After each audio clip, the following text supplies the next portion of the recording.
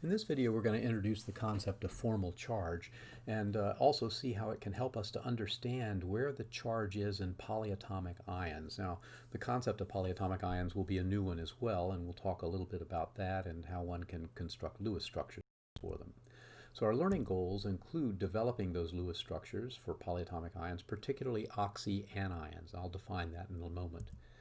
We're also going to assign formal charges to the atoms so that we can understand where the charge resides on a polyatomic ion. And at the end, we'll recognize some bonding patterns that are common to carbon, nitrogen, and oxygen, and understand what these imply about formal charges on those atoms as well. So polyatomic ions, what are they? They're basically a covalently bonded set of atoms that has an overall charge. So in other words, they are an ion, but they are held together by covalent bonds.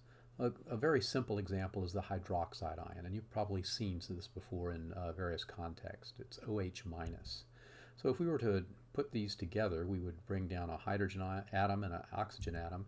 We would combine them with a covalent bond between the two, but notice that there's still a vacancy on the oxygen. That vacancy can attract an electron, and that leads to a final structure where we have a hydroxide ion with a negative charge. That extra electron occupies an orbital on oxygen, and so that's where this negative charge is. So it's pretty easy to tell in hydroxide where we would find the charges in the ion.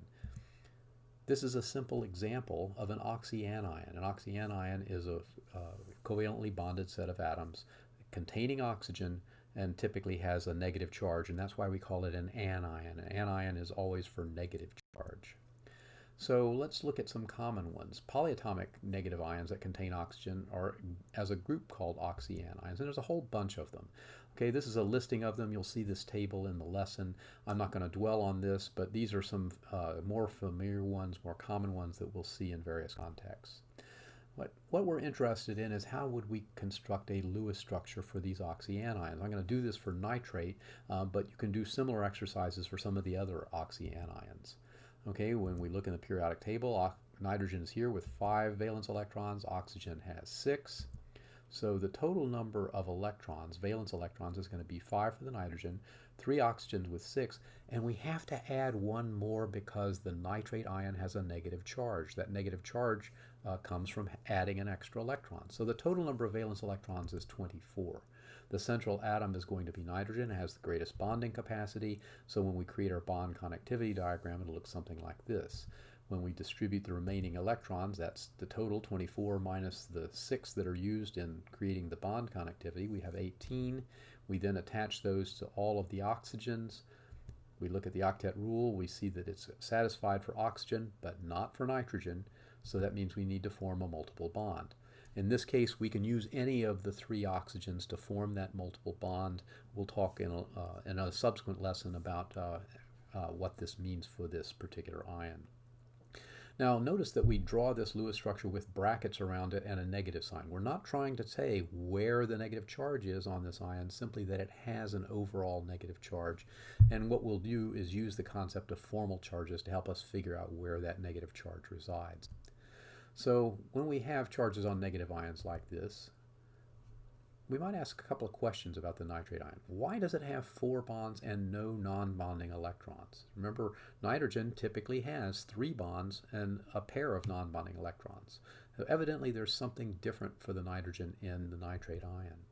Where does that overall charge reside? That's the question that we're trying to answer. Is there a way to understand where the electron density is high and low so we can determine where the charges are distributed in this ion? Well, that's what we'll use the concept of assigning electrons and creating a formal charge.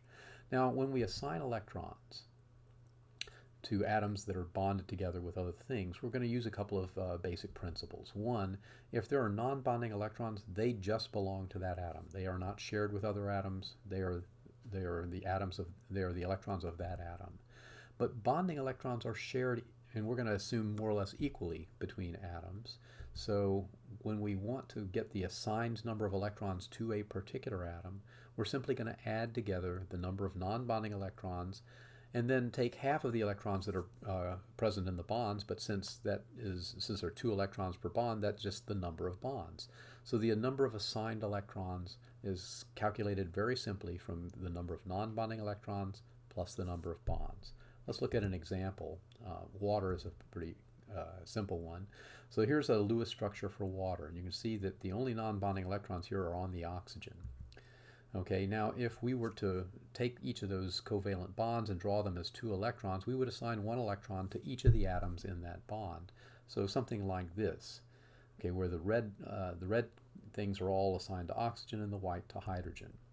Notice that oxygen has 6 electrons in this case, which is the same as it has in normal life, and hydrogen has 1 electron each.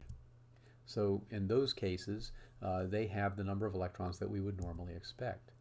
So the formal charge on those atoms is going to be something that we define as the number of valence electrons, that is the number they would normally have minus the number that they're assigned.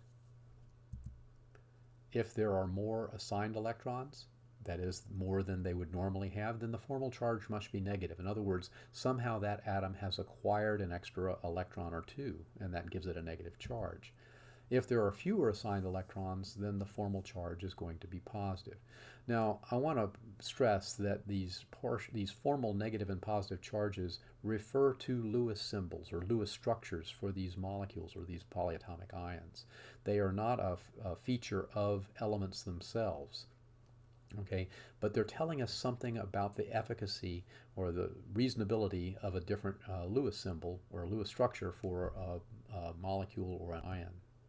So let's take again a look at nitrate.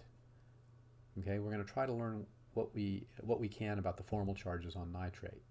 Okay, that nitrate ion, the Lewis structure, remember, was this structure with a double bond with 1 oxygen and 2 single bonds and a negative charge. So let's analyze this in some detail. So here is the structure that we have. Okay, this oxygen has 2 non-bonding pairs, so 4 non-bonding electrons, and it has 2 bonds, so it has a total of 6 electrons. Well, the formal charge is going to be 6, the number that oxygen normally has, minus the number that it's assigned in this case, which is 6, so it has a formal charge of 0. This oxygen is reasonably happy. This oxygen, though, has a total of 3 pairs of non-bonding electrons, or 6, and it has 1 bond, so it would be formally assigned 7 electrons. Now the formal charge for this one is 6, the number that oxygen normally has, minus 7, or it has a formal charge of -1.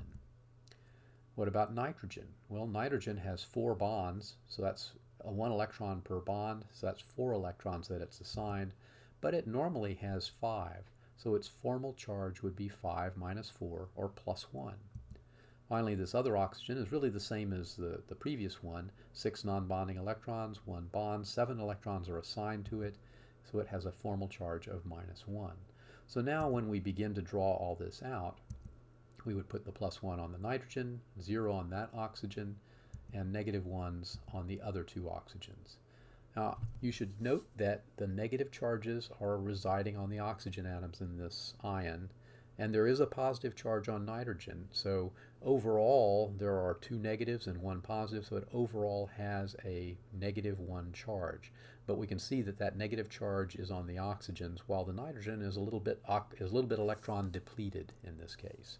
I hope this has given you some insight into what you can learn about polyatomic ions, but I want to generalize here at the end and talk about patterns of formal charges with these 3 elements, carbon, nitrogen, and oxygen. Okay, you may recall the structures we saw earlier in the building block table. All of these ones for carbon show 4 bonds with no non-bonding electrons, so carbon has a formal charge of 0 whenever it is in one of these bonding patterns. Nitrogen similarly has possibility of having 4 bonds with no non-bonding electrons, as we saw in the case of the nitrate ion. And in this case, it has 4 bonds, 4 assigned electrons, 5 electrons that it normally has, so a formal charge of +1. So whenever you see a nitrogen having 4 bonds in a molecule, you can assume that it has a +1 charge of some kind associated with it. The next row shows nitrogen with 3 bonds and 2 non-bonding electrons. This is its standard situation, so it has a formal charge of 0. And now we'll look at oxygen. There are 3 different ways that we'll see oxygen in molecules. Sometimes we'll see oxygen with 3 bonds, believe it or not, and 1 non-bonding pair of electrons. When that is the case, these oxygen atoms have a total or a formal charge of +1. This is the case that we'll see later on in the hydronium ion. This is not unknown, it's just something that we haven't explored yet in this course. The middle row of oxygen shows the standard case with 2 bonds and 2 non-bonding pairs, and that is a case in which it has a formal charge of 0. And finally, we'll see the case that we saw of oxygen in the nitrate ion, where it has 1 bond and 3 non-bonding pairs. So that as a total of 7 electrons, it ultimately has an assigned formal charge of -1. All right, so I want you to develop some awareness of how to get the formal charge on an atom, because that'll help us evaluate the different Lewis structures that we'll develop for different polyatomic ions and molecules.